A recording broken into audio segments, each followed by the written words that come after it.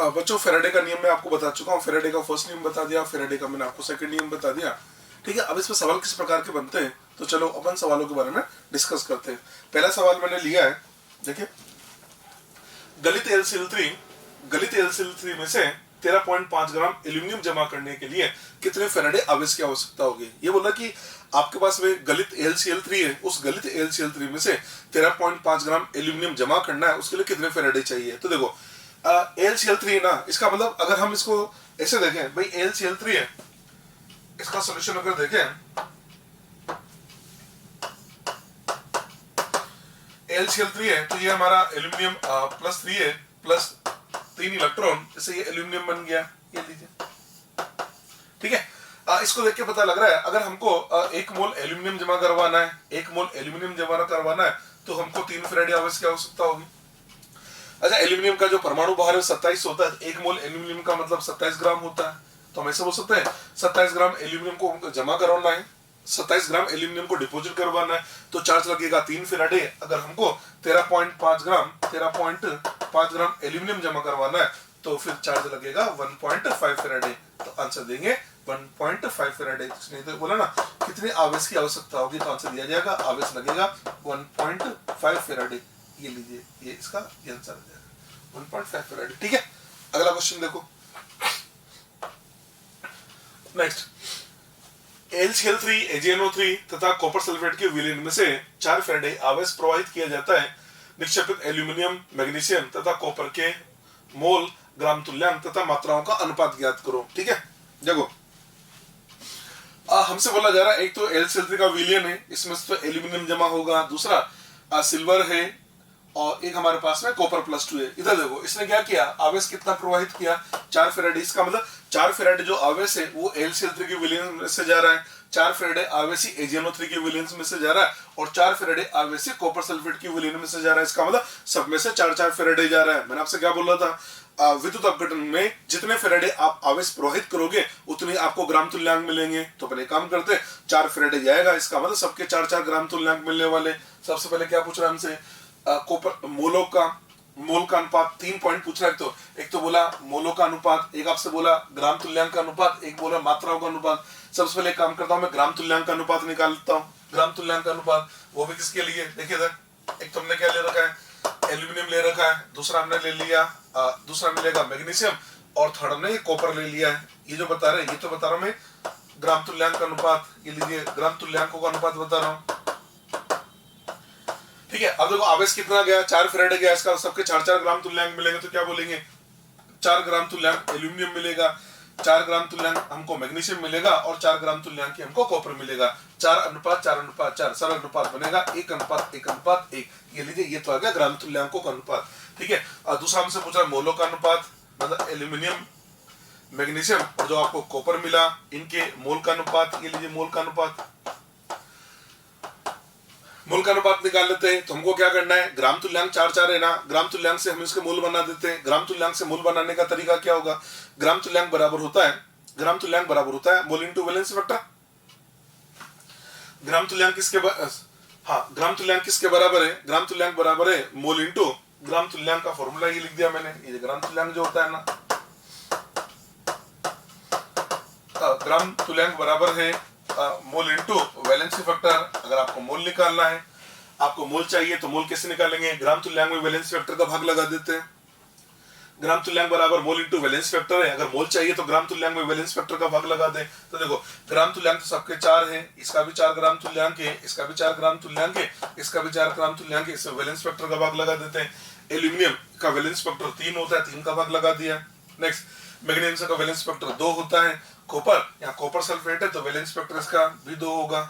ये लीजिए, इसको मैं लिख सकते हैं 1/3, 1/2 और 1/2। यहाँ तक हम पहुंच गए। और सरल अनुपात के लिए इसको 6 से मल्टीप्लाई करें, जैसे 6 से मल्टीप्लाई करेंगे तो बन जाता है 2:3:3। ये लीजिए, ये आ जाएगा इसके मोलों का अनुपात। ये मोलों का अनुपात आ गया। ठीक है, तीसरा हमसे पूछ रहा मात्राओं का अनुपात। ये लीजिए, एल्यूमिनियम, मैग्नीशियम और जो कॉपर है इसकी मात्राओं का अनुपात, ये मात्रा का अनुपात निकालना है। हमको पता है ग्राम तुल्यांक कितना है, सबका 4 ग्राम तुल्यांक है, इसका भी 4 ग्राम तुल्यांक है, सबके 4-4 ग्राम तुल्यांक है। अब ग्राम तुल्यांक से मात्रा लेनी, आपको मैंने बताया था ग्राम तुल्यांक से मात्रा लेने के लिए क्या करते हैं, जो ग्राम तुल्यांक है उसको तुल्यांक की भार से गुणा कर दो। तुल्यांक की भार एल्यूमिनियम, एल्यूमिनियम का परमाणु भार होता है 27, इसका वैलेंस फैक्टर 3, तो परमाणु इसका जो तुल्यांक की भार 9 होता है, तो 4 को 9 से मल्टीप्लाई कर दिया, ये 4 × 9। ये मात्रा किसकी आ गई, एल्यूमिनियम की। दूसरा मैग्नीशियम की बात करें, मैग्नीशियम के ग्राम तुल्यांक कितने हैं, तो ग्राम तुल्यांक के 12 है, इसका तुल्यांक की बार मैग्नीशियम के ग्राम तुल्यांक तो 4 है, तुल्यांक की बार होता है 12, तो 4 को 12 से मल्टीप्लाई कर दिया, ये लीजिए 4 को 12 से मल्टीप्लाई कर दिया। कॉपर की बात करें, कॉपर के ग्राम तुल्यांक कितने हैं, 4 है, इसका जो तुल्यांक की बार है वो आ जाता है 31.75, ये लीजिए। इसका जो परमाणु भार है कॉपर का 63.5 होता है, इसमें वैलेंस फैक्टर 2, 63.5 में 2 का भाग लगाएंगे तो ये 31.75, ये इसके मात्राओं का अनुपात आ गया। 4 से 4 कैंसिल हो जाएगा, तो ये बन जाता है 9:12:30 ये लीजिए, ये मात्राओं का अनुपात आ गया। इस प्रकार से इस क्वेश्चन को हमने सोल्व कर लिया। इसके अंदर तो ध्यान रखना, जब भी ऐसा सवाल आएगा ना कि ग्राम तुल्यांकों का अनुपात क्या होगा, उसका आंसर हमेशा 1:1:1 ही होगा, क्योंकि बताया था जितना फेराडे आवेश जाएगा सबके उतने ही ग्राम तुल्यांक मिलेंगे। तो 4 फेराडे आवेश तीनों में से जा रहा है तो सबके 4-4 ग्राम तुल्यांक मिलेंगे, यानी अनुपात तो 1:1:1 हो जाता है। ठीक है जी, आगे बढ़ते हैं। अगला सवाल, जलीय NaCl के विलयन में से 3 एम्पीयर की धारा 1 घंटे तक प्रवाहित की जाती है। STP पर एनोड पर प्राप्त क्लोरीन की मात्रा का आयतन क्या होगा। ठीक है, अभी क्लोरीन की मात्रा पूछ रहा है। ठीक है, फेराडे का प्रथम नियम लगा देते हैं। फेराडे का प्रथम नियम W बराबर होता है ZIT, क्लोरीन की मात्रा निकाल रहे हैं तो weight of chlorine equal to ZIT, Z को लिखा जाता है E/96,500 I × T, ये लीजिए E। तुल्यांक की भार, क्लोरीन का तुल्यांक की भार ये हमने लिखा 35.5, ये तुल्यांक की भार आ गया 96,500, ये लीजिए I × T। करंट बेरी है 3 एम्पीयर की इंटू समय कितना है इसमें 1 घंटा दे रखा है, ये तो घंटा है, इसको 60 से मल्टीप्लाई किया तो मिनट में चेंज हो गया, एक और 60 से मल्टीप्लाई किया तो सेकंड में चेंज हो गया। ये हमारे पास आ जाएगी क्लोरीन की मात्रा, ये तो आ जाएगी ग्राम के अंदर।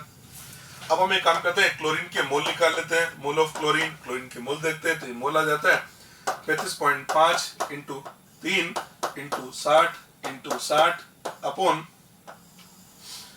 96,500, ये तो इसके क्या है, ये तो मात्रा है। अपन एक काम करते हैं, अणुभार होता है 71, इसका भाग लगा दें तो इसके मोल बन जाएंगे, ये क्लोरीन के मोल आ गए।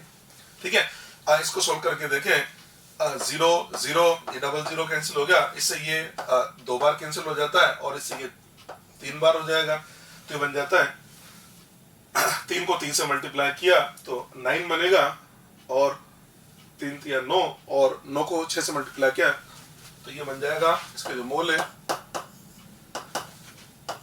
54/965, ये लिए इतने मोल आ जाएंगे। हमसे क्या बोला, हमसे बोला इसका आयतन बताओ STP पर, आयतन बताना STP पर। आपको याद है STP पर 1 मोल का आयतन 22.4 लीटर होता है, तो इतने मोल का आयतन क्या होगा, तो 22.4 से मल्टीप्लाई कर दिया तो हम लिख सकते हैं 54/965 मल्टीप्लाइड बाय 22.4 से मल्टीप्लाई कर दिया, ये हमारा आयतन आ जाता है लीटर में, ये आयतन इसका लीटर में आ जाता है। ठीक है, इसको सोल्व करेंगे तो ये आपका आंसर बन जाएगा। ठीक है जी, अगला सवाल देते हैं आपको।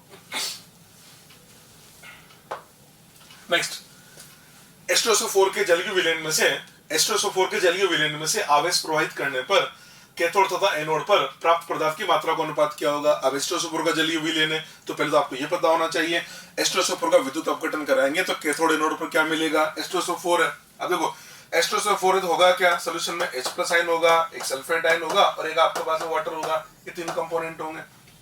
बस आपको ये देखना है कैथोड पे कौन जाएगा, एनोड पे कौन जाएगा। तो देखो मैं इधर समझा देता हूँ, कैथोड पे जाने वाला कौन कौन होगा।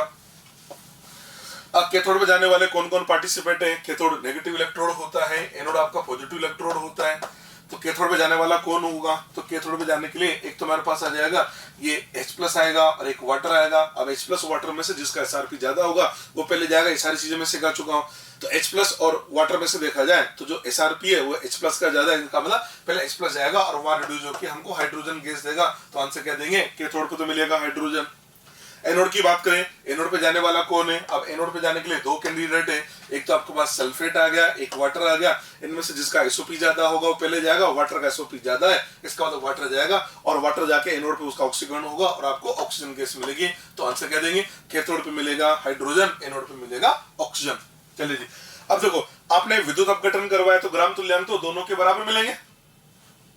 अरे दोनों के ग्राम तुल्यांक तो बराबर मिलेंगे ना, इससे बोलेंगे ना जितने ग्राम तुल्यांक हाइड्रोजन के मिलेंगे उतने ग्राम तुल्यांक हमको ऑक्सीजन के मिलने वाले हैं। इसका मतलब इस हाइड्रोजन के लिए ऐसे लिख देना, इसका जो W1/E1 W/E ग्राम तुल्यांक होता है ना, तो हम ऐसे बोलेंगे हाइड्रोजन का ग्राम तुल्यांक और ऑक्सीजन का ग्राम तुल्यांक, दोनों के ग्राम तुल्यांक तो बराबर होंगे। ठीक है। अच्छा, सवाल में हमसे क्या पूछ रहा है? सवाल में हमसे मात्रा का अनुपात पूछ रहा है। इसका मतलब हमसे ये W1/W2 पूछ रहा है, तो W1/W2 को हम ऐसे लिख सकते हैं ना, ये बन जाएगा हमारे पास में E1/E2। E1 क्या है? तो E1 तुल्यांक की बार हाइड्रोजन का, वो 1 होता है। E2 क्या है? तुल्यांक की बार ऑक्सीजन का, वो 8 होता है। तो आंसर देंगे 1:8। तो पहला आंसर दिया जाएगा 1:8। देखिए कितना आसान सवाल है ये वाला। ठीक है। अब देखो, पर ये जो सवाल है ना, इस सवाल के अंदर क्या हुआ, बेसिकली हमने गुणात्मक और मात्रात्मक दोनों विश्लेषण की बात कर ली है, क्योंकि सवाल में ये नहीं दे रखा कि आपको हाइड्रोजन ऑक्सीजन मिलेगा। तो सबसे पहले आपको ये पता लगाना पड़ेगा कि हमको प्रोडक्ट क्या मिलेगा, और फिर जो प्रोडक्ट मिला वो कितना मिलेगा। तो इस सवाल के अंदर एक तो आपसे पूछा गया क्या मिलेगा, और दूसरा आपसे पूछा गया कितना मिलेगा। क्या और कितना, ये दोनों बातें इसके अंदर आगे बहुत अच्छा क्वेश्चन है वाला, सिंपल भी है जी। चलो आगे बढ़ते हैं। 5 अगला सवाल, मैग्नीशियम तथा एल्यूमिनियम के लवण के गलित विलयन में से समान धारा प्रवाहित करने पर Mg तथा एल्यूमिनियम की मात्रा का अनुपात क्या होगा? समान धारा जाएगी। समान अगर धारा जाएगी तो दोनों के ग्राम तुल्यांक भी बराबर मिलेंगे। तो क्या करना है, आपको क्या मिल रहा है, एक तो मैग्नीशियम है और एक एल्यूमिनियम है, इसका दोनों के ग्राम तुल्यांक बराबर मिलेंगे। ग्राम तुल्यांक इसके लिए लिखा हमने W1/E1 इसका ग्राम तुल्यांक, एल्यूमिनियम के लिए लिखा हमने W2/E2 ये इसका ग्राम तुल्यांक हो गया। हमसे मात्रा का अनुपात पूछ रहा है, तो मात्रा का अनुपात ये लिख देते हैं हम, W1/W2 ये बराबर आ जाता है हमारे पास में E1/E2। ये लीजिए, ये मात्रा का अनुपात आ गया। E1 का मतलब मैग्नीशियम का तुल्यांक की बार होता है 12। E2 का मतलब एल्यूमिनियम का तुल्यांक की बार वो होता है 9। तो 12:9 इस क्वेश्चन का आंसर दिया जाएगा पहला, 12:9 इसका आंसर आ जाता है। ठीक है। और बताते हैं आपको क्वेश्चन। अगला क्वेश्चन देखो आप, नेक्स्ट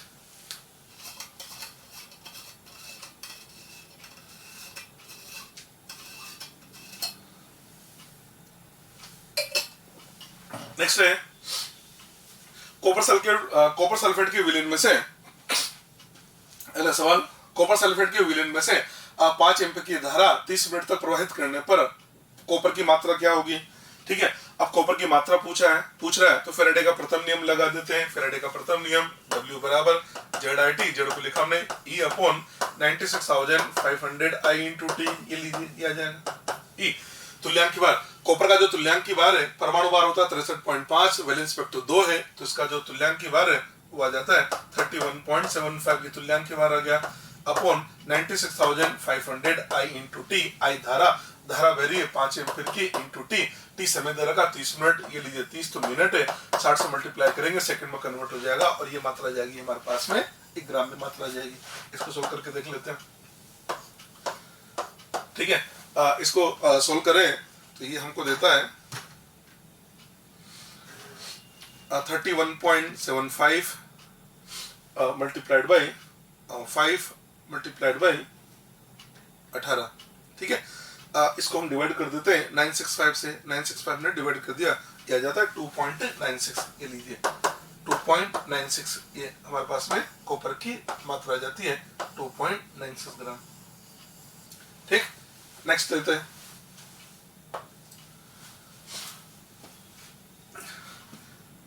निम्न अपचयन के लिए कितने फेराडे आवेश की आवश्यकता होगी? ये आपसे बोला है, कुछ रिडक्शन दे रखे हैं और बोला आपसे इन रिडक्शन के लिए कितने फेराडे आवेश की आवश्यकता होगी। अब क्या क्या दे रखा है, ये 3 सवाल तो ये दिख रहे हैं स्क्रीन पे। एक तो दे रखा है 1 mole of aluminium plus 3 to aluminium, 1 mole aluminium plus 3 को एल्यूमिनियम में रिड्यूस करना है। अब ये जो सवाल है ना, इनको सोल्व करने का तरीका क्या है? इनको सोल्व करने का तरीका, आप इनको बैलेंस कर दो, अपने आप पता लग जाएगा कितने फेराडे आवेश लगेगा। देखो इसको बनाता हूँ, एल्यूमिनियम प्लस 3 है, ये एल्यूमिनियम प्लस 3 प्लस 3 इलेक्ट्रॉन, इससे ये एल्यूमिनियम मिलेगा, ये मिलेगा एल्यूमिनियम।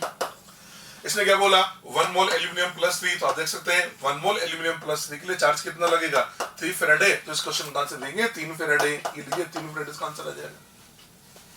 अगला question, 1 mole of copper plus 2 copper, 1 mole copper plus 2 है, आप तो रिडॉक्स लिख दो, ये कॉपर प्लस 2 बैलेंस करते हुए प्लस 2 इलेक्ट्रॉन से ये हमको ये कॉपर मिल जाता है। इसको देख के क्या पता लग रहा है, 1 मोल जो कॉपर प्लस 2 है उसको रिड्यूस करने के लिए चार्ज लगेगा 2 फेराडे। इस क्वेश्चन का आंसर देंगे 2 फेराडे, दूसरे का आंसर आ गया 2 फेराडे।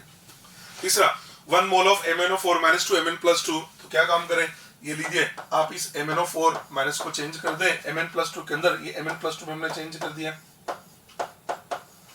इसको बैलेंस करें। रिडॉक्स को बैलेंस करने का तरीका क्या है, सबसे पहले हम सेंटर एटम को बैलेंस करते हैं। सेंटर एटम मैग्नीज है, ये बैलेंस हो गया।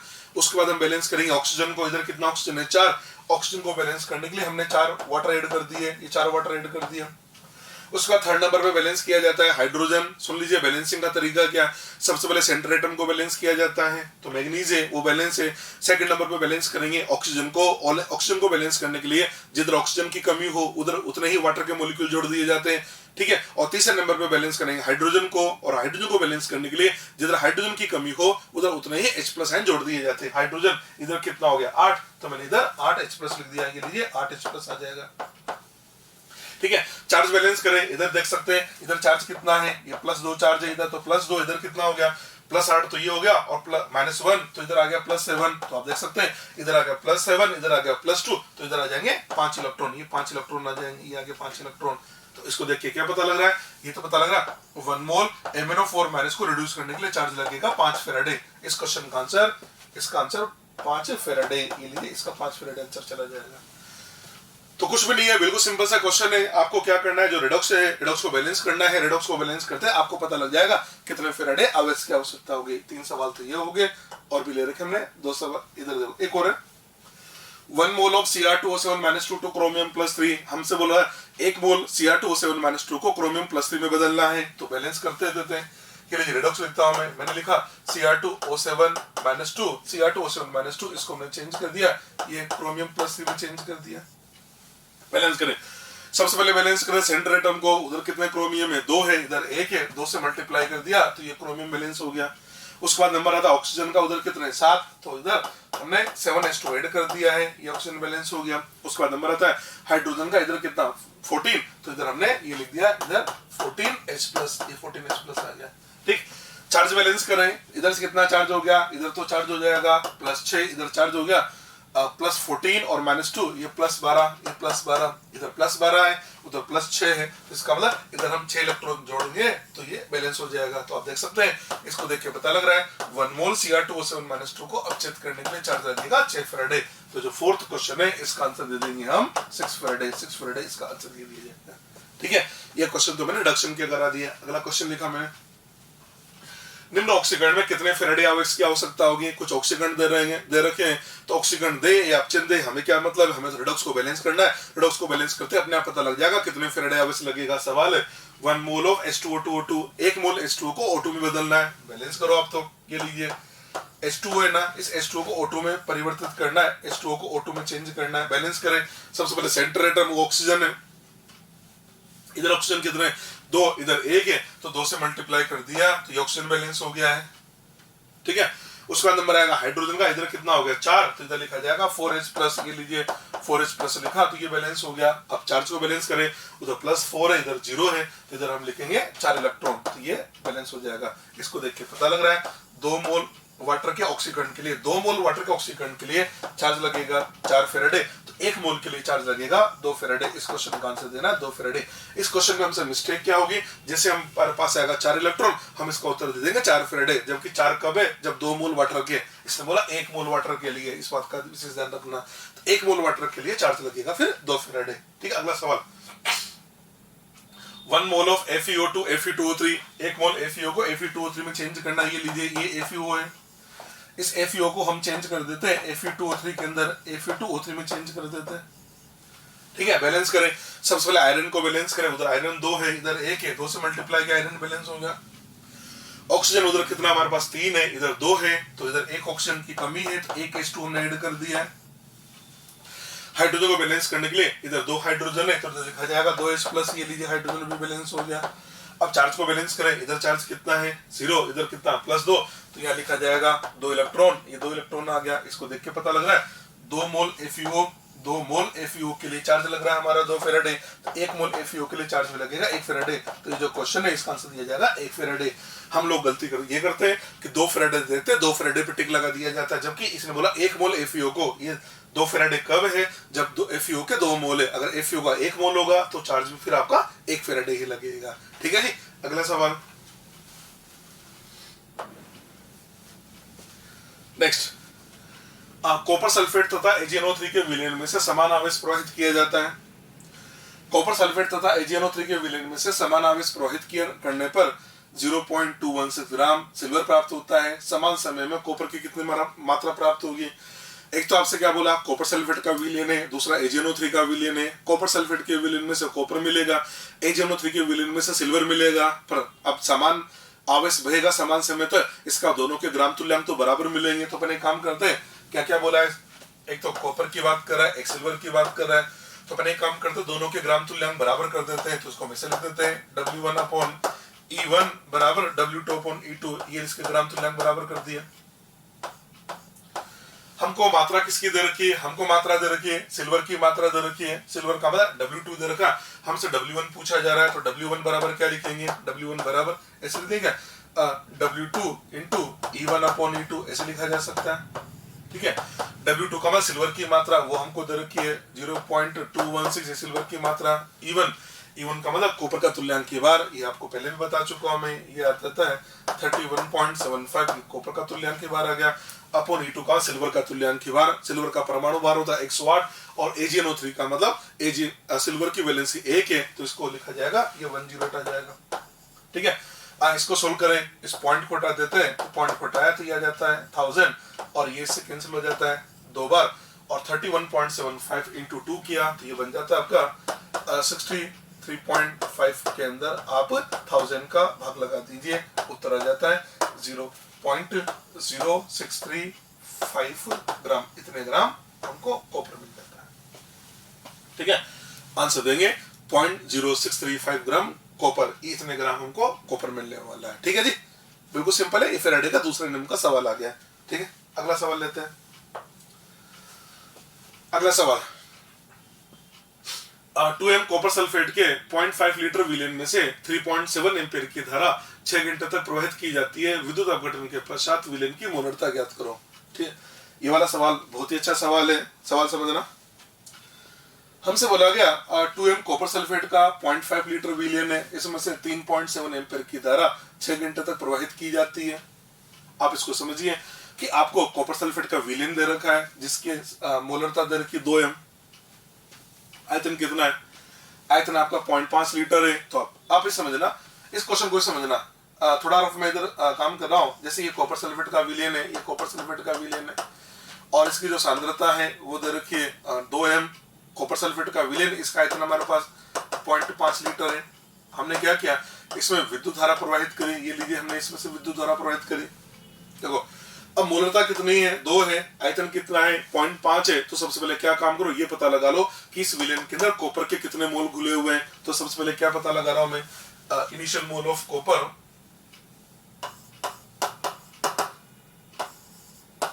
कॉपर के प्रारंभिक मोल, विलयन में कितना मोल कॉपर घुला हुआ है। आपको मोलरता आयतन दे रखे, आपको याद होगा मोलरता आयतन दे रखे हो तो मोलरता को आयतन से गुणा करने पर मोल आ जाते हैं। तो ये मोलरता को मैंने आयतन से गुणा कर दिया। मोलरता कितनी? 2 है, आयतन 0.5 है। इससे मेरे को पता लग गया कि इसके अंदर 1 मोल कॉपर का घुला हुआ है, मतलब इसके अंदर 1 मोल कॉपर घुला हुआ है। ये 1 मोल कॉपर है। अब आपने क्या किया, इसमें से 3.7 एम्पीयर की धारा 6 घंटे तक प्रवाहित करी। तो इसमें से होगा क्या, इसमें से कॉपर निकल के जाएगा और कैथोड पे जाके जमा होगा। तो आप ये पता लगा लो 3.7 एम्पीयर की धारा 6 घंटे तक प्रवाहित करेंगे तो कितना कॉपर यहाँ से निकल के चला जाएगा। ठीक है, तो अब हम देख रहे हैं, अब हम पता लगा रहे हैं कैथोड पर निक्षेपित कॉपर की मात्रा, कैथोड पर कितना कॉपर जाके जमा हो गया। अब कितना जमा होगा, तो फेराडे का नियम लगा दिया, W बराबर ZIT। जेड होता है ना E/E की जगह कॉपर का तुल्यांक की बार 31.75 अपॉन 96,500, ये तो तुल्यांक की बार आ जाएगा। E/96,500 I इंटू टी, धारा भरी है 3.7 एम्पियर की, ये 3.7 एम्पियर की धारा और 6 घंटे है, इसको सेकंड में चेंज कर दिया, 3600 से मल्टीप्लाई, ये तो मात्रा आ गई, कॉपर मोल बना देते हैं, मोल बना देते हैं, तो मोल क्या होगा, मात्रा 0.75 इंटू 3.7 इंटू 6 इंटू 3600 अपॉन 96,500, इसको मल्टीप्लाई कर देते हैं, 63, इसको डिवाइड कर दिया 63.5 से, तो ये इसके मोल आ जाएंगे, कॉपर के मोल आ जाएंगे। ठीक है, अब मोल कितने आ रहे हैं तो इसको सोल्व करके देखें। 31.75 से ये 2 बार कैंसिल हो जाता है, ये 0 से 0 चला गया, ये 0 से 0 चला गया, इस 2 से ये चला जाएगा 18 बार, बाकी को मल्टीप्लाई करके देख लेते हैं, तो देखिए ये आता है 3.7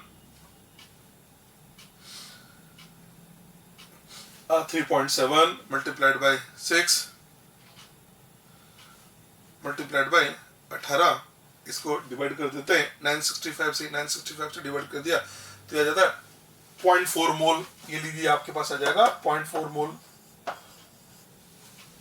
तो इस सवाल को ऐसे समझिए कि जो विलियन था ना, इस विलियन के अंदर 1 मोल कॉपर गुला हुआ था, 1 मोल कॉपर गुला हुआ था, जैसे आपने इसमें 3.7 एम्पियर की धारा 6 घंटे तक प्रवाहित करी, इसमें से 0.4 मोल कॉपर चला गया, तो 1 मोल तो पहले था, 0.4 मोल चला गया, इसका मतलब अब विलियन के अंदर हमारे पास बचेगा 0.6 मोल, तो हम लिख सकते हैं विलियन में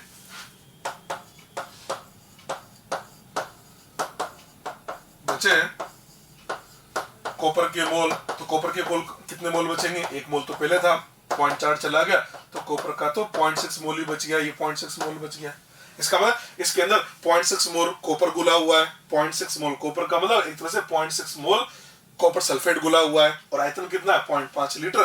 तो आपको क्या चाहिए, आपको तो विद्युत अपघटन के पश्चात कॉपर सल्फेट की मात्रा मोलता चाहिए ना, तो वो किसके बराबर होती है, मोल अपॉन आयतन।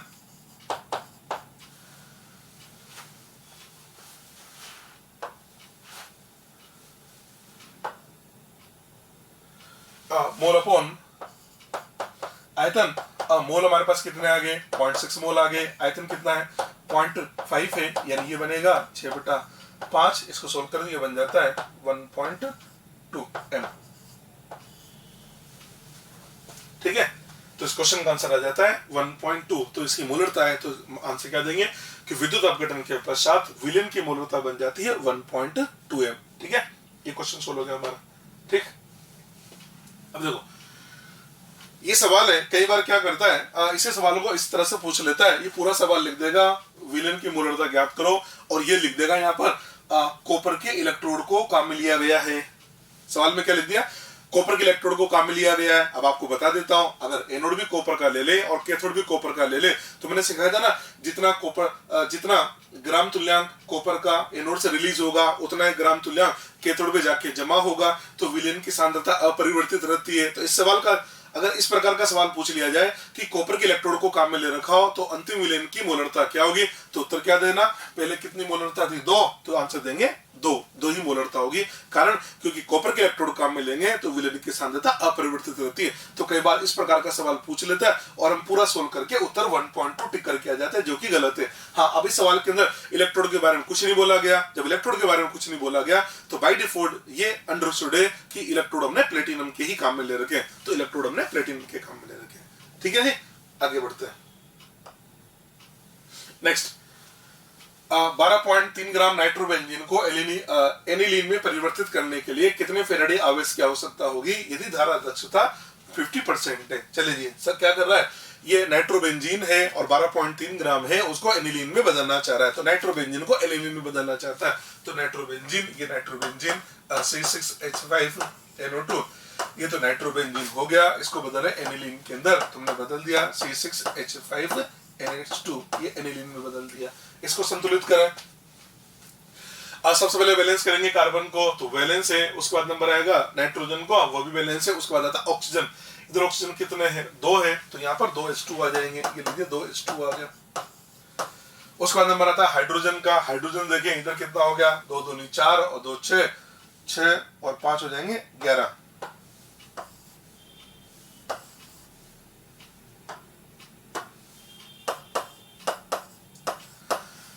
इधर हो गया 11 और इधर कितने 5 है, तो इधर 6H+ लिखा जाएगा, ये 6H+ आ गया और आवेश को संतुलित करने के लिए आ जाएगा 6 इलेक्ट्रॉन। तो इसको देख के पता लग रहा है 1 मोल नाइट्रोबेंजीन को रिड्यूस करने के लिए चार्ज लगेगा 6 फेराडे।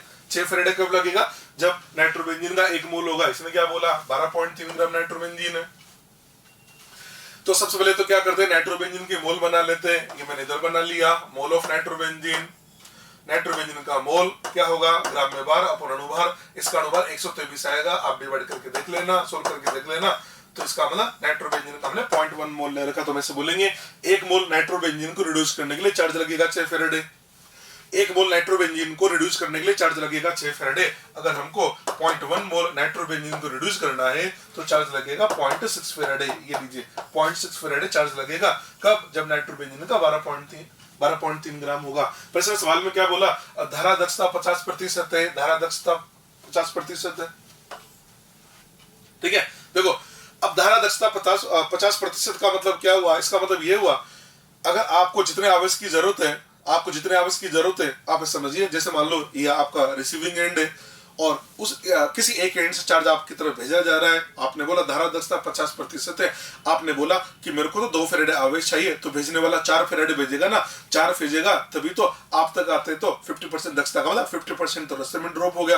आपको तो 2 फेराडे मिलेगा। आपने बोला मेरे को तो 3 फेराडे चाहिए, तो भेजने वाला 6 भेजेगा, क्योंकि दक्षता 50% है। 50% का मतलब आधा आवेश तो रास्ते में खत्म हो जाएगा। तो जितना चाहिए उसका दुगना भेजना पड़ेगा, जब भी तो आपकी रिक्वायरमेंट पूरी होगी ना। अब देखो हमें चार्ज कितना चाहिए? 0.6 फेराडे चाहिए। दक्षता 50% है, तो एक्चुअल में चार्ज तो आपको डबल लगेगा ना। तो आवेश कितना चाहिए हमको? दक्षता 50% है, इसकी वजह से इसको लिख देंगे 0.6 का डबल करना पड़ेगा, तो चार्ज लगेगा 1.2 फेराडे। ये लीजिए 1.2 फेराडे चार्ज लगेगा, ठीक है। है समझे? ठीक। अगला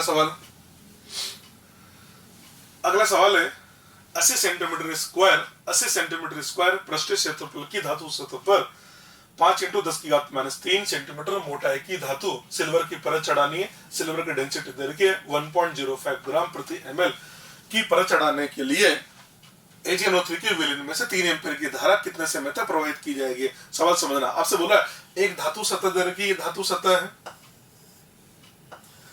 ये धातु सतह, इसका एरिया दे दिया गया, ये इसका एरिया दे रखा है, इसका एरिया दे रखा है, और एरिया देके आपसे बोला इसके ऊपर इतनी मोटाई की परत चढ़ानी है। तो सबसे पहले क्या काम करो, जो एरिया है इस एरिया को आप मोटाई से मल्टीप्लाई कर दो। एरिया को मोटाई से मल्टीप्लाई करेंगे तो इसका आयतन आ जाएगा, ठीक है। एरिया को मोटाई से मल्टीप्लाई किया, आयतन आ जाएगा। तो हम लिख सकते हैं धातु का आयतन,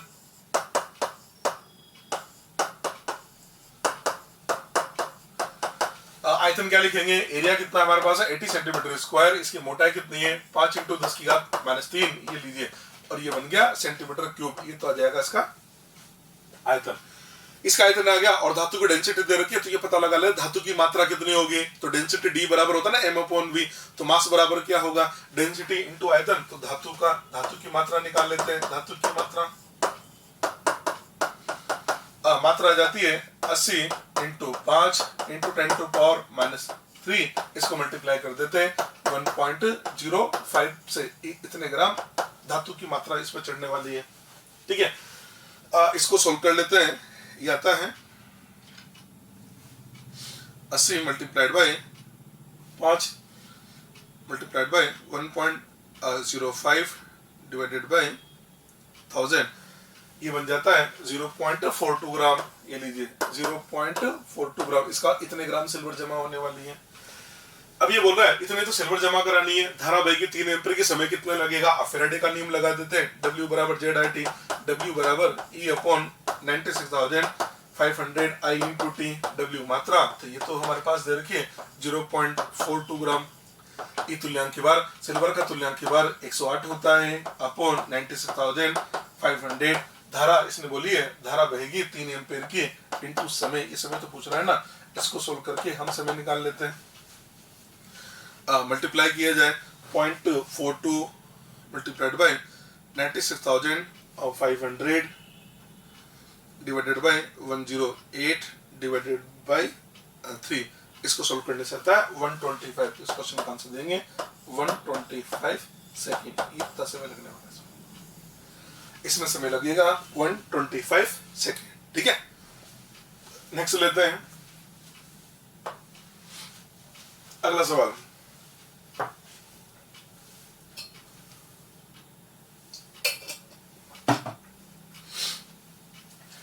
नेक्स्ट सवाल है 0.1 m AgNO3 0.1 m AgNO3 के 2 लीटर विलेन में से 0.1 एम्पीयर की धारा कितने समय तक प्रवाहित की जाए कि कैथोड पर आधा सिल्वर जमा हो जाए।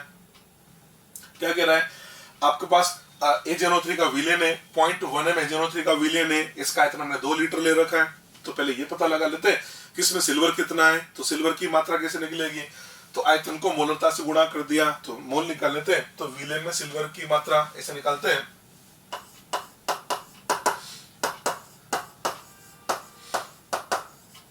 विलेन में Ag की मात्रा, सबसे पहले सिल्वर की मात्रा निकालते हैं। सिल्वर की मात्रा कैसे निकालते हैं, 0.1 तो उसकी मोलरता है, 2 लीटर इसका आयतन है और इसका जो परमाणु बाहर है वो 108 है। इन सबको मल्टीप्लाई किया, इतने ग्राम सिल्वर की मात्रा आ जाएगी। हमसे क्या बोला, आधा सिल्वर जमा करवाना है, तो फेराडे का नियम लगा देते हैं, W बराबर ZIT, ये लीजिए E/96,500 I/T, आधा सिल्वर जमा कराना है। हमारे पास सिल्वर कितना है, हमारे पास सिल्वर है 0.1 × 2 × 108, आधा जमा करना का मतलब बाई 2 आधा जमा कराना है। E तुल्यांक की बार वो तो 108 होगा अपॉन 96,500 I/T, धारा बह रही है 0.1 एम्पीयर की। आपसे पूछ रहा है समय तो निकालना है आपको, यहाँ समय निकाल लेते हैं। सॉल्व करें, 108 से 108 कैंसिल हो गया, 2 से 2 कैंसिल हो गया, इस 0.1 से 0.1 कैंसिल हो गया, इसका जो t है समय आता है 96,500 सेकेंड। ये लीजिए आंसर है 96,500 सेकेंड। ये इस क्वेश्चन का आंसर दिया जाएगा। ठीक है जी, अगला पढ़ते हैं। अगला सवाल, जलीय NaCl के 2 लीटर विलेन में से 0.5 फेराडे आवेश प्रवाहित किया जाता है। विलेन का पीएच मान ज्ञात करो। जलीय NaCl है, आपको याद है जलीय NaCl है तो होगा क्या, Na+ आयन होगा, Cl- आयन होगा और तीसरा होगा वाटर।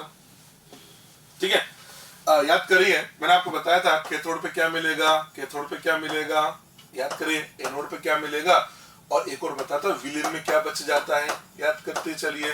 देखो ना, कैथोड की बात करें तो कैथोड आपका ऋणात्मक इलेक्ट्रोड है, एनोड आपका धनात्मक इलेक्ट्रोड है। तो कैथोड पे जाने वाले कौन कौन थे, तो कैथोड पे जाने वाला एक तो Na+ होता था, एक वाटर होता था, और Na+ वाटर में से वाटर का SRP ज्यादा होता था तो वो जाके रेडियो के हाइड्रोजन गैस से देता था, एक हाइड्रोजन मिलता था। एनोड पे जाने की बात करें, एनोड पे जाने वाला कौन है, एक तो Cl- हो गया और एक वाटर हो गया। तो SOP वाटर का ज्यादा होता था, पर उस बबल वोल्टेज की वजह से वाटर नहीं जाता था और उसकी जगह Cl- जाता था और वहां पर क्लोरीन गैस मिलती थी। याद आ रहा है यहाँ तक, ये हो गया। विलेन में बचता था सोडियम और वाटर, ये मिलके बना लेते NaOH, तो विलेन में NaOH बनता था और बोला भी था मैंने आपसे, इस NaOH के कारण विलेन का पीएच बढ़ जाता। अब ये पूछ रहा है कि विलेन का पीएच कितना होगा, तो पीएच निकालने के लिए हमको ये पता लगाना पड़ेगा कि NaOH कितना बना। ये NaOH तो डिसाइड करेगा। इसने क्या बोला, आवेश कितना बह रहा है 0.5 फेराडे। मैंने आपसे क्या बोला था, जितने फेराडे आवेश बहेगा, बोला था जितना फेराडे आवेश बहेगा, जो मिलेगा, जहां मिलेगा, जैसा मिलेगा, उतने ग्राम तुल्यांक मिलेंगे। इसका मतलब हमें से बोल सकते हैं इसमें से अगर 0.5 फेराडे आवेश जा रहा है तो 0.5 फेराडे आवेश जाएगा तो 0.5 ग्राम तुल्यांक हाइड्रोजन मिलेगा, 0.5 ग्राम तुल्यांक क्लोरीन मिलेगा और 0.5 ग्राम तुल्यांक ही NaOH बनेगा। तो NaOH के ग्राम तुल्यांक आगे 0.5। तो सबसे पहले मैं NaOH की नॉर्मलता निकाल लेता हूं। NaOH की नॉर्मलता कैसे निकालते भैया, तो नॉर्मलता बराबर होता है ग्राम तुल्यांक में आयतन का भाग लगा दिया। ये लीजिए ग्राम तुल्यांक में आयतन का भाग लगा दीजिए, नॉर्मलता जाएगी। ग्राम तुल्यांक कितने हैं, 0.5 है, आयतन बोला ना 2 लीटर, ये 2 लीटर 2 का भाग लगा दिया, ये NaOH की नॉर्मलता आ जाएगी। इसकी नॉर्मलता 0.5 में 2 का भाग लगा दिया जाए तो ये बन जाएगा 0.25। यहां तक पहुंच गया। ठीक है जी, अब देखो अभी नॉर्मलता आ गई। नॉर्मलता आने का मतलब क्या हो गया, एक तरह से OH आयन की सांद्रता आ गई। तो OH आयन की सांद्रता हमारे पास आ गई है 0.25, या हम इसको बोल सकते हैं 0.25 को लिखा मैंने 25 × 10⁻², इसकी नॉर्मलता आ गई है। तो इससे pH बना देते हैं। तो pH कैसे लिखा जाएगा, pH आ जाएगा ना इसका 2 - log 25। आपको तो पीएच चाहिए, तो पीएच के लिए क्या करेंगे, 14 में से माइनस कर दीजिए, 14 माइनस 2 ये माइनस करेंगे तो ये log 25 आ जाएगा। तो ये बन जाता है 12 प्लस log 25।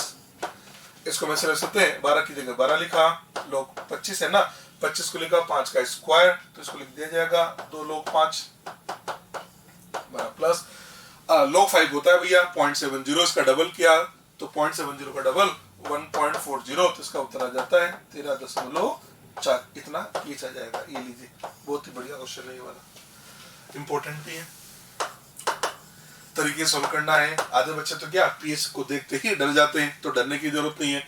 NaCl का सवाल आया तो आप समझ लिया करो, NaOH की नॉर्मलता निकाल के पीएच निकालना है। हाँ, अगर सवाल आ गया H2SO4 का, अगला सवाल देखो, सॉरी कॉपर सल्फेट का अगला सवाल है, जलीय कॉपर सल्फेट के 1 लीटर विलेन में से 0.5 फेराडे आवेश प्रवाहित किया जाता है, विलेन का पीएच याद करो। अब देखो कॉपर सल्फेट का सवाल आया ना, याद करो कॉपर सल्फेट में क्या बोला था, विलेन में क्या था, एक तो कॉपर आयन था, एक सल्फेट आयन था और तीसरा हमारा वाटर था। याद करते चलिए। हमने आपसे बोला था कैथोड पे क्या मिलेगा, फिर आपसे बोला था एनोड पे क्या मिलेगा, और फिर हमने डिस्कस किया था विलेन में क्या रहेगा जी। कैथोड एनोड धनात्मक इलेक्ट्रोड है, कैथोड नेगेटिव इलेक्ट्रोड है। ठीक है, देखो अब कैथोड पे जाने वाला कौन है, तो कैथोड पे जाने वाला एक तो कॉपर आयन हो गया, एक वाटर हो गया। इन दोनों में से एसआरपी कॉपर का ज्यादा होता है, तो कॉपर +2 जाके और वहां पर कॉपर बना देता है, तो कैथोड पे कॉपर मिलता है। एनोड पे जाने वाला कौन है, एक तो सल्फेट हो गया और एक वाटर हो गया। सल्फेट वाटर में से एसओपी वाटर का ज्यादा है, तो वाटर जाके और ऑक्सीजन गैस दे देता है। और विलेन में क्या बचा, एक तो आपके पास बचा सल्फेट आयन, एक बचा वाटर। वाटर और सल्फेट दोनों मिलकर बनाएंगे H2SO4, और इस H2SO4 की वजह से विलेन का पीएच कम हो जाता है। अब इसमें बोला ना पीएच क्या होगा, तो देखो इसके पहले वाले सवाल के अंदर NaOH बना था, तो हमने NaOH की नॉर्मलता निकाली थी। यहाँ पर क्या बना, H2SO4 बना, तो यार H2SO4 की नॉर्मलता निकालनी पड़ेगी। अब कैसे निकालेंगे, आवेश कितना जा रहा है 0.5 फेराडे। अभी क्या बोला था, जितना फेराडे आवेश बहेगा, जो मिलेगा, जहां मिलेगा, जैसा मिलेगा, उतने ग्राम तुल्यांक मिलेंगे। इससे मेरे को पता लग गया कि यहाँ पर भी H2SO4 के 0.5 ग्राम तुल्यांक मिलेंगे। तो मैं सबसे पहले निकालता हूं H2SO4 की नॉर्मलता। H2SO4 की नॉर्मलता बराबर था ग्राम तुल्यांक, वो तो हमारे पास 0.5 है, आयतन यहाँ पर 1 है। इसका मतलब इसकी जो नॉर्मलता है वो आ जाती है 5 × 10 की घात -1 इसकी नॉर्मलता आ गई। जो H2SO4 की नॉर्मलता है, मतलब वही तो H+ की नॉर्मलता, तो H+ की नॉर्मलता हमारे पास आ गई 5 × 10 की घात -1। तो यहाँ से हम पीएच निकाल सकते हैं। पीएच आ जाएगा इसके लिए 1 माइनस, डायरेक्ट लिख रहा हूं मैं पीएच,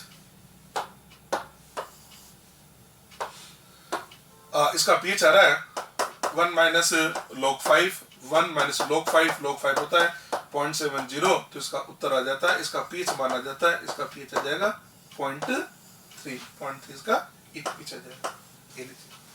ठीक है, आएगा समझ में। तो इस प्रकार से हम इन क्वेश्चन को सोल्व कर सकते हैं। ठीक है,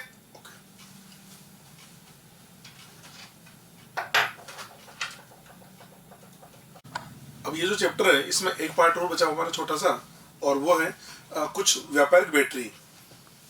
हेडिंग लिखा हमने सम कमर्शियल बैटरी, कुछ व्यापारिक बैटरी। ठीक है, ये जो व्यापारिक बैटरी है इसको हमने बेसिकली 3 पार्ट में डिवाइड किया है। एक तो होता है प्राथमिक बैटरी, जिसको बोला जाता है प्राइमरी बैटरी, एक होता है द्वितीयक बैटरी, जिसको बोल दिया जाता है सेकेंडरी बैटरी, और एक होता है फ्यूल सेल, जिसको बोल दिया जाता है ईंधन सेल। ये 3 प्रकार की बैटरी के बारे में हम आपसे डिस्कस कर रहे हैं। देखो सम कमर्शियल बैटरी, कुछ व्यापारिक बैटरी, इसमें फर्स्ट लिखा मैंने प्राइमरी बैटरी, प्राथमिक बैटरी, दूसरे नंबर पे लिखा मैंने सेकेंडरी बैटरी, द्वितीयक बैटरी, और थर्ड नंबर पे लिखा हमने फ्यूल सेल, जिसको बोल दिया जाता है ईंधन सेल। 1 बाय 1 करके बात करते हैं। सबसे पहले हम बात करेंगे प्राइमरी बैटरी, जिसको बोल दिया जाता है प्राथमिकी बैटरी। प्राइमरी बैटरी किसे बोला जाता है, ऐसी बैटरी जिसको आपने एक बार काम में लिया, उसके बाद उसको फेंकना पड़ेगा, मतलब दोबारा से रिचार्ज नहीं कर सकते, मतलब ऐसी बैटरी जिसको केवल 1 टाइम यूज में लिया जा सकता है, उसको बोल दिया जाता है प्राइमरी बैटरी। जैसे आपने देखा होगा ये जो रिस्ट वॉच होती है या जो वॉल क्लॉक होती है, इसमें जो बैटरी लगी होती है, इसमें जो सेल लगा होता है, एक बार आपने काम में लिया, उसके बाद बंद होने के बाद उसको फेंकना पड़ता है, नया सेल डालना पड़ता है, मतलब हम उसको रिचार्ज नहीं कर सकते हैं। इस प्रकार की जो बैटरी है इसको बोल दिया जाता है प्राइमरी बैटरी, प्राथमिकी बैटरी। ठीक है, सबसे पहले हम बात करें प्राइमरी बैटरी के लिए, तो प्राइमरी बैटरी के अंदर लिखा हमने कांट रिचार्ज, मतलब इसको पुनः चार्ज नहीं किया जा सकता। प्राइमरी जो बैटरी है वो भी 2 प्रकार की होती है, एक तो होती है ड्राई बैटरी, एक होती है मरकरी बैटरी।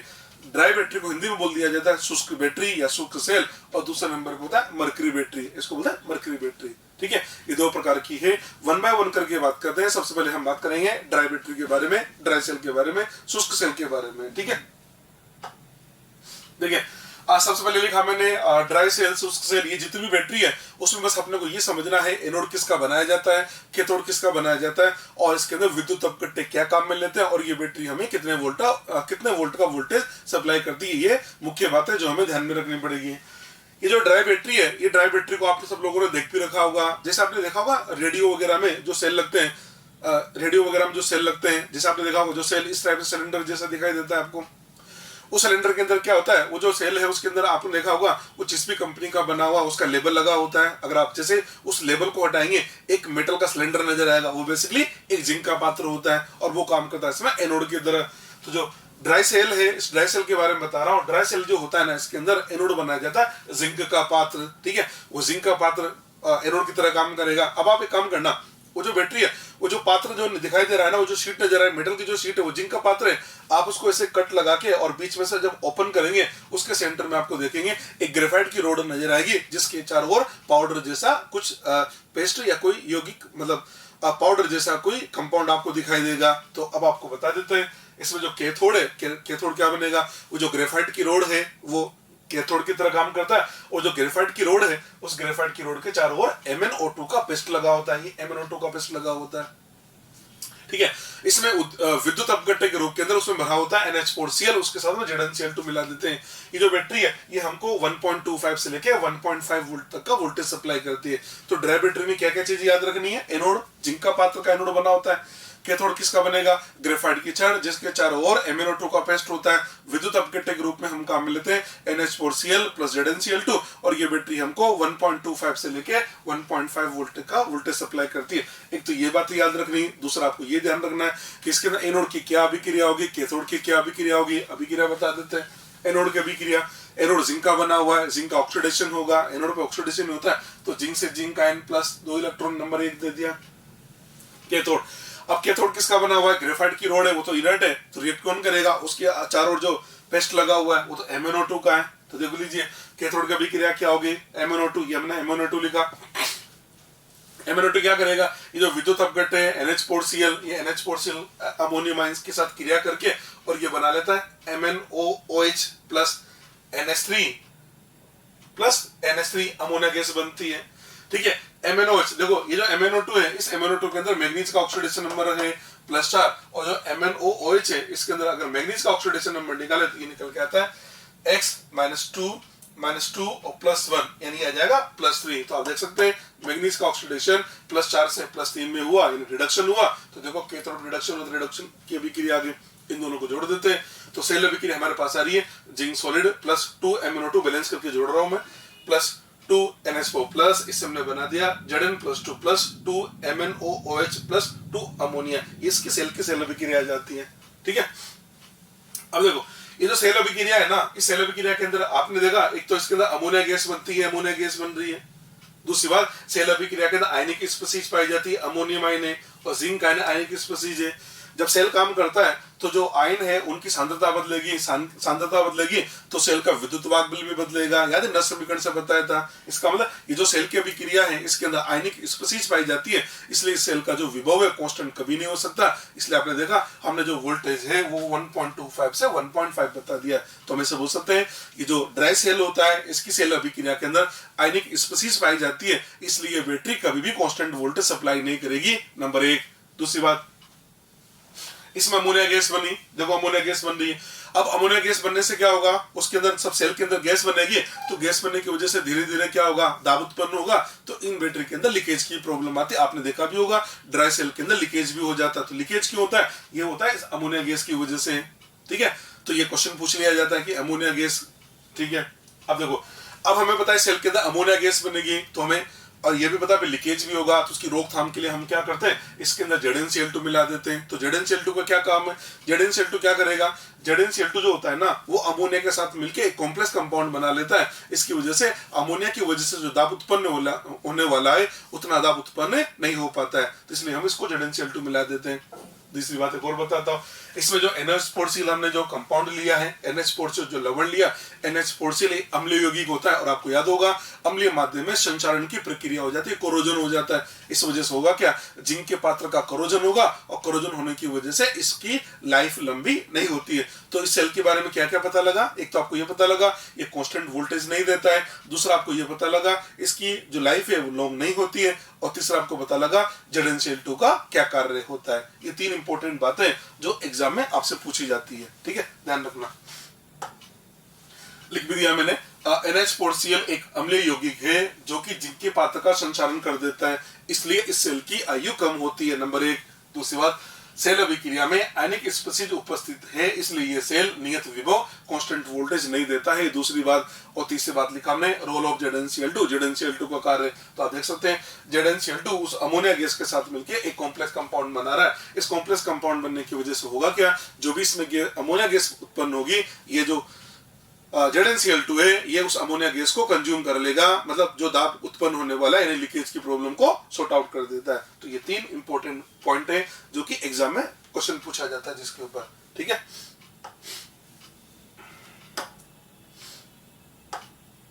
चलिए जी, ये तो हमने ड्राई सेल के बारे में बताया। प्राइमरी बैटरी दो प्रकार की होती है, तो ड्राई सेल है, एक और है मर्करी बैटरी के लिए नेक्स्ट हमने ले लिया मर्करी सेल।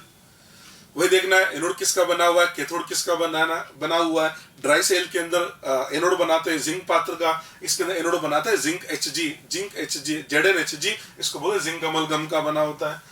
इसमें जो कैथोड है वही ग्रेफाइट की रोड होती है और उसके चारों ओर HgO का पेस्ट लगा देते हैं, HgO का पेस्ट लगा दिया।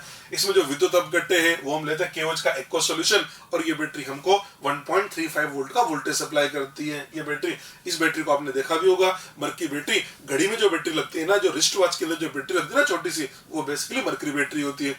हमें तो अभिक्रिया से मतलब है, अभिक्रिया एनोड की अभिक्रिया क्या होगी, एनोड की अभिक्रिया, एनोड हमारा जिंक अमलगम मर्करी तो रिएक्ट करेगा नहीं, रिएक्ट तो हमारा जिंक ही करेगा, तो जिंक किसके रिएक्ट साथ रिएक्ट करेगा, आपने जो विद्युत अपघट्य लिया KOH, उसकी OH आयन के साथ रिएक्ट करता है और ये बनाता है zinc oxide solid plus H2 plus 2 electron.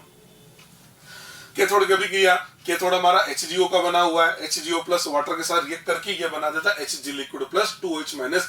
इन दोनों को जोड़े तो ये हमारे पास आ रहा है Zn प्लस HgO, इससे बन गया zinc oxide plus HG liquid. आप देख सकते हैं ये जो सेल की अभिक्रिया है, नंबर एक, इसमें कोई आयनिक स्पीशीज नहीं है। अगर आयनिक स्पीशीज नहीं होगा, इसका ये बैटरी हमको कांस्टेंट वोल्टेज देगा, और आप देख सकते हैं वोल्टेज हमने कांस्टेंट लिखा है, जबकि ड्राई बैटरी के अंदर 1.25 से 1.5 एक रेंज लिखा था। तो नंबर एक, तो क्या बोलेंगे, ये जो बैटरी है, इस बैटरी के अंदर सेल की अभिक्रिया में कोई आयनिक स्पीशीज नहीं पाई जाती है, इसलिए बैटरी कांस्टेंट वोल्टेज सप्लाई करेगी, पहली बात। दूसरी बात, इसके अंदर कोई एसिडिक कंपाउंड नहीं है। देखो हमने KOH काम में लिया, ये तो क्षारीय होता है और क्षारीय माध्यम के अंदर कोरोजन नहीं होता है, तो हम इसे बोलेंगे इस सेल के अंदर कोई एसिडिक कंपाउंड नहीं है, इसलिए इसका कोरोजन भी नहीं होगा। जब कोरोजन नहीं होगा, इसकी लाइफ भी लॉन्ग होती है, ठीक है। दो इंपॉर्टेंट पॉइंट इसके हमने। सेल अभिक्रिया में कोई आयनिक स्पीशीज उपस्थित नहीं है, इसलिए सेल नियत विभव देता है, पहली बात। दूसरी बात, सेल में कोई अम्लीय यौगिक उपस्थित नहीं है, इसलिए ये सेल की आयु ज्यादा होती है, ये भी समझा दिया। और ये बैटरी हमारी क्या काम आती है, घड़ी में, मैंने आपसे बोला, कैमरे में, और जो सुनने की मशीन लगी होती है ना, उनके अंदर भी ये बैटरी काम में ली जाती है। देखा हमने, सुनने की मशीन, घड़ी, कैमरा इत्यादि में इसको काम में लिया जाता है, ठीक है जी। इसके बाद हमारे पास आता है सेकेंडरी बैटरी। अब मैं आपको सेकेंडरी बैटरी के बारे में बताता हूं। सेकेंडरी बैटरी,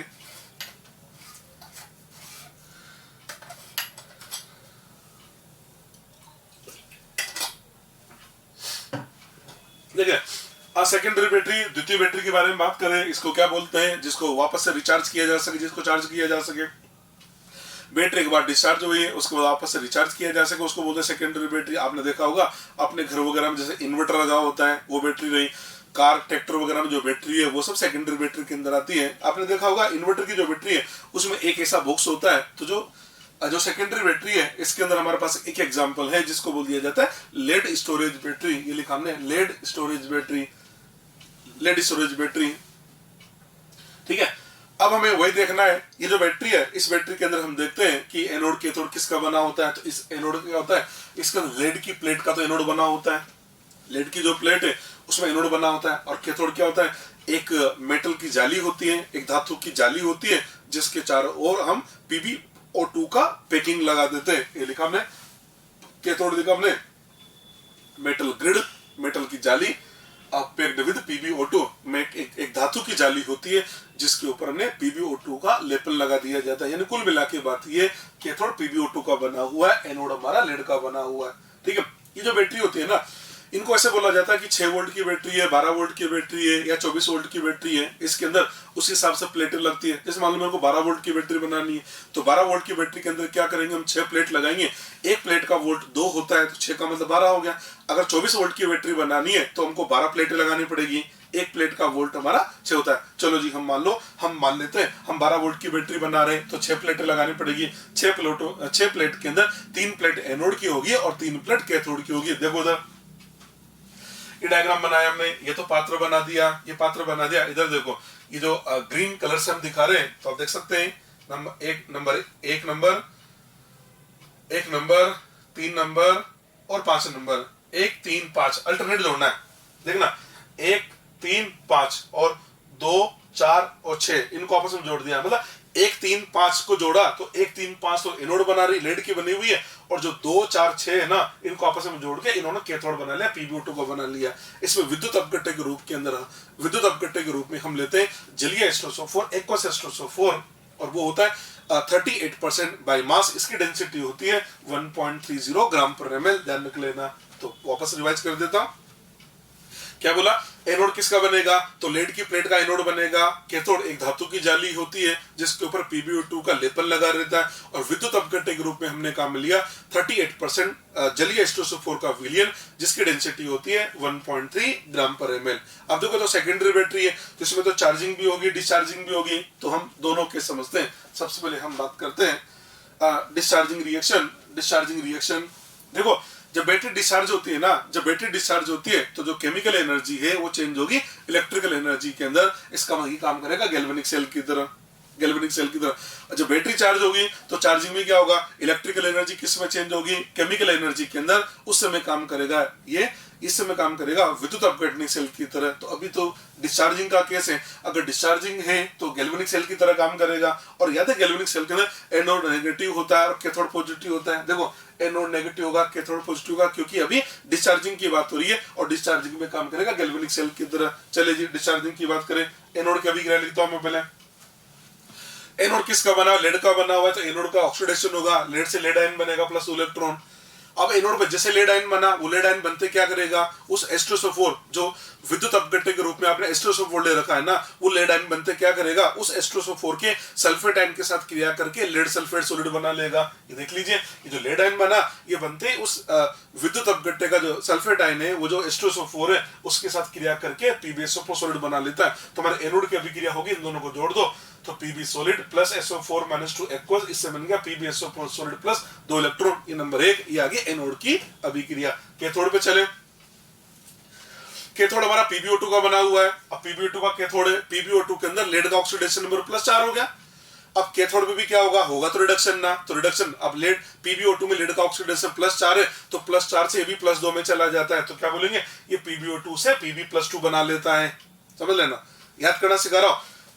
आप क्या लिखोगे, PbO2 है ना, PbO2 से क्या बनेगा, Pb+2 बना दो। सबसे पहले जो बना दो तो +4 से +2 में चला गया। उसके बाद कुछ नहीं करना है, इसको बैलेंस करना है। देखो, लेड इधर 1 है, इधर 1 हो गया, बैलेंस हो गया। इधर ऑक्सीजन कितना है, 2, तो ऑक्सीजन को बैलेंस करने के लिए 2H2 लिख दिया। हाइड्रोजन कितना हो गया, 4, तो 4H+ लिख दिया। अब आवेश को बैलेंस करें, इधर कितना हो गया +2, इधर कितना हो गया +4, तो 2 इलेक्ट्रॉन आ गया। तो ये पूरी अभिक्रिया बन जाती है। लीजिए, पूरी अभिक्रिया आ गई। अब देख सकते हो कैथोड पे भी क्या बना, लेड आयन बना। अब कैथोड का जो लेड आयन बना, वो लेड आयन भी क्या करेगा, बनते ही H2SO4 के साथ रिएक्ट करके और सल्फेट के साथ रिएक्ट करके ये भी PbSO4 सॉलिड बना लेता है। तो कैथोड की अभिक्रिया दोनों को जोड़ देते हैं, तो क्या आएगा, PbO2 solid plus 4H+ aqueous plus SO4 -2 plus 2 electron हमने बना दिया। PbSO4 solid plus 2H2 liquid बना दिया। 2 नंबर आ गया। ये कैथोड की अभिक्रिया आ गई, एनोड की अभिक्रिया आ गई। एनोड कैथोड दोनों को जोड़ देंगे तो हमारे पास आ जाएगी एक सेल अभिक्रिया। चलो जी, सेल अभिक्रिया ले चलते हैं आपको। सेल रिएक्शन, तो सेल रिएक्शन दोनों को जोड़ दे तो बनेगा Pb solid plus PbO2 solid plus 2H2SO4, इससे बन गया 2 PbSO4 solid plus 2H2 liquid.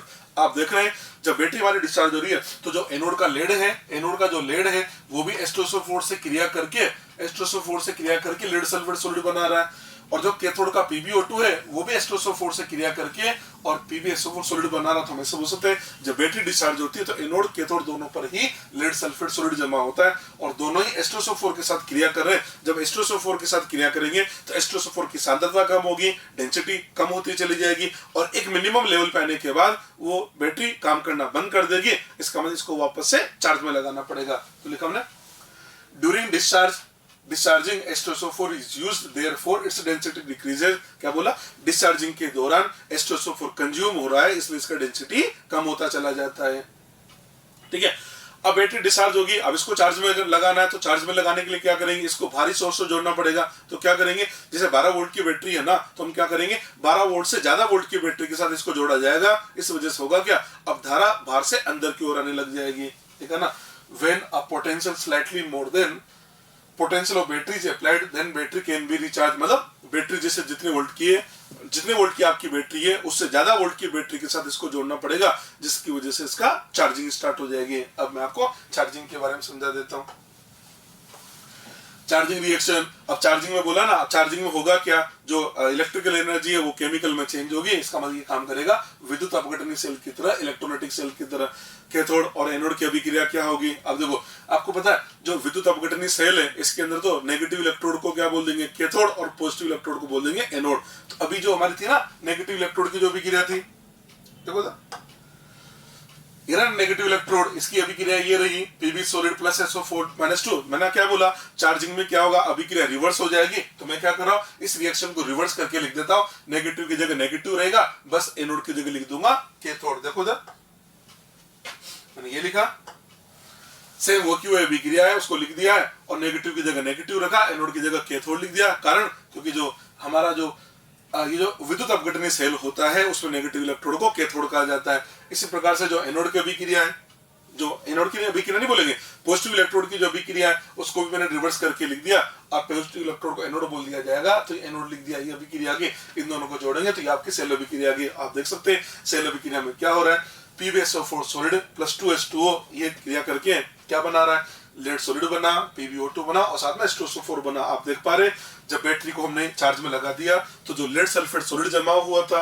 वो H2O के साथ क्रिया करके एनोड का लेड बनाता है, कैथोड का लेड ऑक्साइड बनाता है, उसके साथ में H2SO4 बनाता है। तो ऐसे चार्जिंग होगा और जैसे इस H2SO4 की डेंसिटी वापस से 1.3 ग्राम पर ml पहुंचेगी, बैटरी वापस से हमारी चार्ज हो जाएगी। उसके बाद फिर से वापस उसको यूज में लेने लग जाएंगे। इस प्रकार ये चार्जिंग डिस्चार्जिंग का फिनोमेना चलता रहता है। जब बैटरी चार्ज हो रही है तो आप देख पा रहे हैं Pb ये लेड सल्फेट सॉलिड है वो जल से क्रिया कर रहा है, तो बैटरी अगेन एंड अगेन जब चार्ज होती है ना तो H2SO4 की मात्रा थोड़ी बहुत कम हो जाएगी। इसलिए आपने देखा भी होगा इन बैटरी के अंदर हम टाइम टू टाइम इनमें डिस्टिल वाटर भी मिलाते हैं। वो इसलिए मिलाया जाता है कि जब बैटरी चार्ज होती है तो इसके अंदर वाटर कंज्यूम होता है, इसलिए उसमें डिस्टिल वाटर मिला दिया जाता है। ठीक है, समझ में आ गया, ये आपकी सेकेंडरी बैटरी है। ठीक, चलिए इसके बाद एक और बैटरी हमारे पास है जिसको हमने बोला फ्यूल सेल, ईंधन सेल। तो पहले तो आपको ये समझा देता हूं ईंधन सेल होता क्या है। देखो ईंधन सेल में क्या करना है, ईंधन सेल में क्या करना है, जैसे हमारे पास ईंधन है, ईंधन जैसे मान लो मेरे पास हाइड्रोजन ईंधन है, कार्बन मोनोऑक्साइड ईंधन है, मीथेन ईंधन है। ये जो ईंधन है इन ईंधन का दहन करवाया जाता है और इस दहन की जो गिब्स ऊर्जा है उसको डायरेक्टली इलेक्ट्रिकल एनर्जी में कन्वर्ट किया जाता है। तो क्या लिखा फ्यूल सेल के लिए, वह सेल जो ईंधन हाइड्रोजन, कार्बन मोनोऑक्साइड, मीथेन की दहन की मुक्त ऊर्जा को सीधे विद्युत ऊर्जा में परिवर्तित करता है, ईंधन सेल कहलाता है। ईंधन सेल का मतलब ये जो ईंधन है इन ईंधन की दहन की जो गिब्स ऊर्जा है इसको डायरेक्टली विद्युत ऊर्जा में कन्वर्ट करे, ऐसे सेल को बोल दिया जाता है ईंधन सेल। इसका एक एग्जांपल है हाइड्रोजन ऑक्सीजन ईंधन सेल, इसको बोल दिया जाता है H2O2 ईंधन सेल। ठीक है, अब H2O2 ईंधन सेल के बारे में बात करें तो इसके अंदर एनोड जो है H2O2 ईंधन सेल का मतलब होगा क्या, हाइड्रोजन। भाई ईंधन है तो दहन तो करवाना ही होगा, तो इसमें ऑक्सीजन चाहिए और यहाँ पर ईंधन काम लिया हमने हाइड्रोजन, हाइड्रोजन ईंधन है। इसकी अभिक्रिया देखो, पहले ये देख लो, ये हमने एक पात्र ले रखा है, ये देखिए पात्र बना दिया है। इसमें लेफ्ट हैंड साइड इधर से हाइड्रोजन गैस आ रही है, इधर से ऑक्सीजन गैस आ रही है। ये मैंने यहाँ पर दो ग्रेफाइट के इलेक्ट्रोड लगा दिए बीच में, ये ग्रेफाइट के इलेक्ट्रोड लगा दिए दो, ये छिद्रयुक्त इलेक्ट्रोड है, इनके जो छेद होते हैं इनके अंदर जो भी इसको कैटलिस्ट चाहिए, उत्प्रेरक चाहिए, वो इनके अंदर भर दिया जाता है। ये नेगेटिव इलेक्ट्रोड है, पॉजिटिव इलेक्ट्रोड है और ये जो स्पेस है इसके अंदर हमने विद्युत अपघट्य KOH का एक्व सॉल्यूशन भर दिया है, ठीक है, सॉरी NOH का एक्व सॉल्यूशन भर दिया है। एनोड की अभिक्रिया क्या होगी, एनोड की तरफ से हाइड्रोजन आ रहा है और विद्युत अपघट्य हमने NOH लिया, तो जो एनोड का हाइड्रोजन है वो AOH के साथ क्रिया करके H2 बना लेता है। कैथोड की तरफ से इधर क्या आ रहा है, ऑक्सीजन गैस आ रहा है, ये जो ऑक्सीजन है ये वाटर के साथ क्रिया करके और ये OH आयन बना लेता है। एनोड कैथोड दोनों को जोड़े तो ईंधन सेल की सेल अभिक्रिया आ जाती है और ये आ जाता है 2H2 gas plus O2 gas से 2H2 लिक्विड का निर्माण हो गया। ये इसकी सेल की सेल अभिक्रिया गई। कुल मिला के इस सेल की अभिक्रिया को देखा जाए तो ये हाइड्रोजन की दहन की अभिक्रिया ही तो है। तो जब भी आपसे बोला जाए ना कि हाइड्रोजन ऑक्सीजन सेल की सेल अभिक्रिया क्या होगी, तो क्या करो, हाइड्रोजन की दहन की अभिक्रिया लिख दो, वही उसके सेल की सेल अभिक्रिया होती है। बहुत आसान तरीका है याद करने का। तो करना क्या है, सेल अभिक्रिया का मतलब हाइड्रोजन की क्रिया ऑक्सीजन से क्रिया के वाटर बनाना होता है। ये लीजिए, बहुत ही सिंपल है, ठीक है। चलिए आगे बढ़ते हैं। अब देखो जो ईंधन सेल है ना, इस ईंधन सेल के अंदर हम लोग करते क्या है, ये जो ईंधन सेल है इसके अंदर हम क्रियाकारक भार से लगातार भेजे जाते हैं। अब इसके अंदर अगर क्रियाकारक भार से आप लगातार सप्लाई करोगे तो ये सेल तो कभी डेड ही नहीं होगा। सेल डेड क्यों होता है, क्रियाकारक खत्म तो सेल ने काम करना बंद कर दिया। इस सेल के अंदर हम क्रियाकारक भार से लगातार सप्लाई करते हैं, इसलिए बोला जाता है ये जो सेल है कभी भी डेड नहीं होता, क्योंकि इसके अंदर क्रियाकारक भार से लगातार सप्लाई किया जाता है। देख लीजिए, हमने ईंधन सेल में क्रियाकारक भार से लगातार सप्लाई की जाती है, इसलिए वो सेल, यह सेल कभी भी डेड नहीं होता है। नंबर 1। दूसरी बात, ये जो सेल की अभिक्रिया है इसके अंदर कोई गैसेस प्रोडक्ट नहीं बन रहे हैं, इसका ये सेल एकदम पोल्यूशन फ्री होता है, इस वजह से कोई पोल्यूशन भी नहीं होता है। तीसरी बात, इसकी दक्षता उच्च होती है। इसकी जो दक्षता है वो लगभग 60 से लेकर 70% तक होती है। बाकी हमारे और जो भी इलेक्ट्रिसिटी के प्रोडक्शन के प्लांट है, जैसे थर्मल पावर प्लांट है, हाइड्रोलिक पावर प्लांट है, मोटर जनरेटर वगैरह, ये सब क्या इलेक्ट्रिसिटी का प्रोडक्शन करते हैं, पर इनकी जो दक्षता होती है ना वो भी अधिकतम से अधिकतम 40% होती है और इसकी दक्षता तो 60 से लेकर 70% होती है। इसलिए बोला जाता है इस सेल की दक्षता भी उच्च होती है। दक्षता निकालने का फॉर्मूला होता है, दक्षता नीटा बराबर होता है delta G upon delta H into 100, ठीक है। आप तो याद कर लो, फॉर्मूला भी याद कर लो। Delta G upon delta H होता है, डेल्टा G गिब्स ऊर्जा परिवर्तन, डेल्टा H होता है एंथैल्पी परिवर्तन। इसकी एफिशिएंसी आती है 60 से लेकर 70% तक, ठीक है। दूसरा, अब आप कहेंगे इतने बढ़िया सेल है तो सर कहाँ काम आते हैं, तो हमारे जो अपोलो स्पेस प्रोग्राम होते हैं ना, अंतरिक्ष उड़ाने जो होती है ना, वहां पर इसी सेल को काम में लिया जाता है। अपोलो स्पेस प्रोग्राम में प्रयुक्त होता है। अच्छा, सेल की खास बात और है, इसकी सेल अभिक्रिया के अंदर जो वाटर बना, वो जो जल वाष्प बनी, उस जल वाष्प को हम क्या करें, संघनित करके, और जो एस्ट्रोनॉट होते हैं, जो अंतरिक्ष यात्री है, उनके लिए उसको एज ए ड्रिंकिंग वाटर भी काम में ले लिया जाता है। इसकी एक खास बात और है, तो अभिक्रिया में प्राप्त जल वाष्प को संघनित कर अंतरिक्ष यात्रियों के लिए पीने में प्रयुक्त किया जाता है। ठीक है, ये है हमारे पास में ईंधन सेल। तो ईंधन सेल बहुत इंपॉर्टेंट है, इसमें से क्वेश्चन कंफर्म पूछते ही हैं, ठीक है। और क्वेश्चन क्या क्या आता है, ये जो मैंने आपको पॉइंट बताए, बस आपसे ये पूछा जाएगा, इसके अलावा बाकी कुछ नहीं पूछा जाता है, ठीक है जी, ओके।